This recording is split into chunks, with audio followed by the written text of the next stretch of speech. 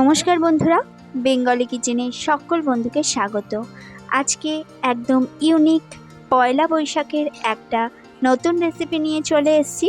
আজকে বানাবো চিংড়ি এঁচোড়ের মালাইকারি। একদম সহজ রেসিপি, সকলে বানাতে পারবে, কিন্তু ইউনিক। এর স্বাদটা একদম ইউনিক। তো চলো শুরু করা যাক আজকের রেসিপি। বারবার করে বলছি, রেসিপিটা ফুল ওয়াচ করো। ভালো লাগলে কিন্তু অবশ্যই একটা লাইক দিয়ে দিও। তো দেখো, এখানে এঁচোড়গুলোকে আমি কেটে নিয়েছি। এঁচোড় কাটতে তো সবাই জানো, তো আমিও সেভাবেই কেটে নিয়েছি। আর যদি এঁচোড় কাটতে না জানো তাহলে আমাকে অবশ্যই কমেন্ট করো, আমি দেখিয়ে দেবো। তাছাড়াও আমার আগের ভিডিওতেও দেওয়া রয়েছে এঁচোড় কিভাবে কাটতে হয়।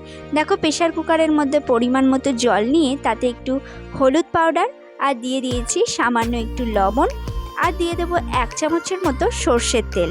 তাহলে প্রেশার কুকারের গায়ে কিন্তু কোনো আঠা ভাব লেগে যাবে না, তার জন্যই এই সর্ষের তেলটা দেওয়া। তারপরে এঁচোড়গুলোকে সব প্রেশার কুকারের মধ্যে আমি দিয়ে দিচ্ছি, দিয়ে ঢাকনা আটকে 2টো সিটি দিয়ে নিতে হবে। এঁচোড়গুলো মনে হচ্ছে একদমই টাটকা এঁচোড়, মানে বাজার থেকে তো কেটে এনেছিল, আমি বাড়িতে এনে খোলা ছাড়িয়ে সেটাকে আমি যেভাবে কাটি সেভাবে কেটে নিয়েছি। তো এঁচোড়টা আমি একটু বেশি সিদ্ধ করব। তো দেখো, প্রেশার কুকার বসিয়ে দিয়েছি। আমি এখানে 2-3টে সিটি মারব, কেননা এঁচোড় সবসময় একটু বেশি সিটি মেরে খাওয়াই ভালো, নাহলে পেটের প্রবলেম হতে পারে। তো দেখো, আমি নাবিয়ে নিয়েছি এবং জলটা ঝরিয়ে নিয়েছি। দেখেই নিয়েছো যে কতটা আমি সিদ্ধ করেছি।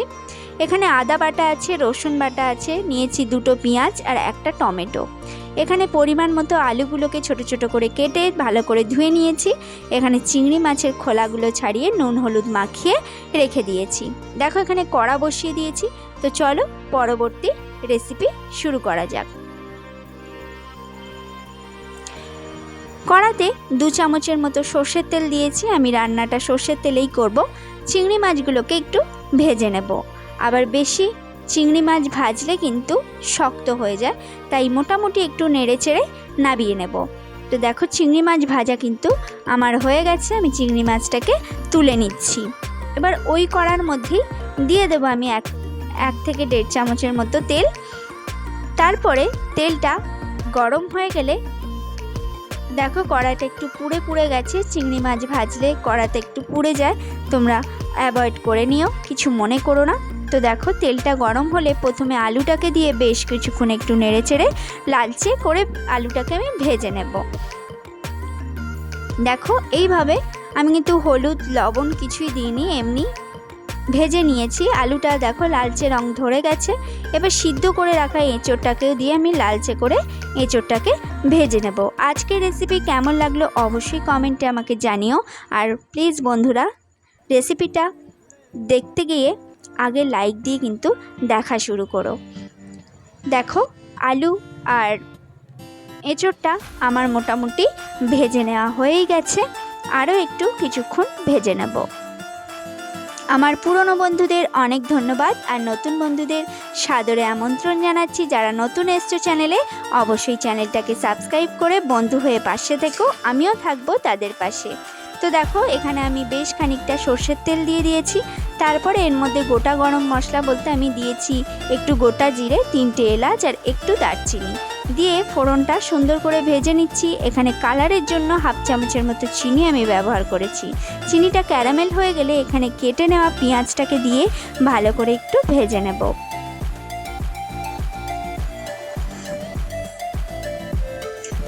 এরকম নিত্য নতুন রেসিপি পেতে কিন্তু অবশ্যই চ্যানেলটাকে সাবস্ক্রাইব করে পাশে থেকো বন্ধুরা। আমি বারবার করে বলছি, আমিও থাকবো সবার পাশে। তো দেখো, পেঁয়াজটা এরকম লালচে রং ধরে গেলে এর মধ্যে দিয়ে দেব গ্রেটারে, আমি গ্রেটারেই গ্রেট করে নিয়েছি আদা রসুনটা। তো এখানে 2 চামচের মতো রয়েছে, 1 চামচ আদা 1 চামচ রসুন আমি দিয়ে আবারও একটু কিছুক্ষণ ভেজে নেব, আদা রসুনের কাঁচা গন্ধটা চলে যাওয়া অবধি। আমি যেভাবে বানাচ্ছি অবশ্যই কিন্তু বানিয়ে নিও। সামনেই নতুন বছর, পয়লা বৈশাখ, তো দারুণ লাগবে খেতে। খেতে আশা করি তোমাদের। আর একদমই সহজ ঘরোয়া রেসিপি, ঘরের উপকরণ দিয়েই মজাদার টেস্টি এই এঁচোড় চিংড়ির মালাইকারি কিন্তু বানিয়ে নিতে পারো। তো দেখো মশলাটা মোটামুটি কষে গেলে এর মধ্যে গুঁড়ো মশলাগুলো আমি মেশাবো। দিয়েছি হলুদ পাউডার, দিয়েছি ধনে পাউডার, দিয়েছি জিরে পাউডার, সমস্তটাই আমি 1 থেকে 1.5 চামচের মতো করে ব্যবহার করেছি। এখানে দেখো আমি গুঁড়ো লঙ্কা দিয়ে দিলাম 1 থেকে 1.5 চামচের মতো। অবশ্যই ঝালটা তোমাদের স্বাদ অনুযায়ী তোমরা যেমন পছন্দ করো অবশ্যই সেরকমভাবেই ব্যবহার করতে পারো। তো দেখো এবার খানিকটা জল দিয়ে দিলাম যাতে মশলাটা পুড়ে না যায়। এবার ভালো করে একটু কষিয়ে নিতে হবে। তো দেখো কষানো আমার হয়ে গেছে। এবার এঁচোড় চিংড়িটা আমি দিয়ে দিলাম, তার সাথে আলুটাও একসাথে দিয়ে আবারও কিছুক্ষণ একটু কষিয়ে নেব। মানে মশলাটার সাথে সমস্ত কিছু আমি মিশিয়ে নেব যাতে সমস্ত মশলাটা এর মধ্যে মিশে যায়। এবার দেখো পরিমাণ মতো গরম জল আমি ব্যবহার করেছি। তোমরা যদি এই রেসিপিটা একটু বেশি গ্রেভি রাখতে চাও অবশ্যই জলটা বেশি দেবে। আমি কিন্তু একটু গা মাখা গ্রেভি রেখেছি। জলটা ফুটে গেলে এখানে দেখো আমি নিয়েছি নারকেল দুধ। নারকেল দুধ 1 বাটি নিয়েছি, আমি হাফ বাটি দিয়েছি, হাফ বাটি রেখে দিয়েছি, এটা আমি পরে ব্যবহার করব। তো দেখো নেড়ে চেড়ে একটু ঢাকা দিয়ে রেখে দিতে হবে। এবার যে দুধটা আমি রেখে দিয়েছিলাম তার মধ্যে আমি হাফ চামচের মতো গরম মশলা আর 1 চামচের মতো ঘি একসাথে মিশিয়ে নিয়েছি, এটা আমি পরে ব্যবহার করব। ঢাকনাটা খুলে নিয়েছি। দেখো আমার কিন্তু এঁচোড় চিংড়ির মালাইকারিটা মোটামুটি রেডি হয়ে গেছে, আলুটাও গলে গেছে। এবার দেখো এর মধ্যে যে ঘি গরম মশলা দিয়ে নারকেল দুধটা রেখেছিলাম সেটাকে আমি মিশিয়ে দিলাম, দিয়ে আবার একটু নেড়ে চেড়ে কিছুক্ষণ রান্না করে নিতে হবে।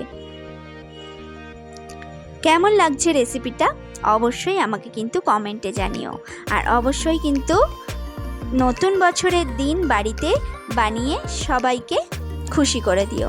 তো দেখো আগে আমি ক্যারামেলের জন্য মানে কালারের জন্য দিয়েছিলাম চিনিটা, এখন স্বাদের জন্য কিছুটা চিনি আমি দিয়ে দিয়েছি। দিয়ে নেড়ে চেড়ে মিশিয়ে একটু স্ট্যান্ডিং টাইমে রেখে আমি সার্ভ করে দিচ্ছি। তাহলে রেসিপি কেমন লাগলো অবশ্যই কমেন্টে জানিও। আজকে আসি, দেখা হবে নতুন রেসিপির সাথে। সকলে নতুন বছর খুব ভালোভাবে খুশিতে আনন্দ করে পরিবারের সাথে কাটিও। সকলকে অনেক ধন্যবাদ এতক্ষণ আমার সাথে রেসিপিটা দেখার জন্য। সকলে সুস্থ থেকো, ভালো থেকো, টাটা।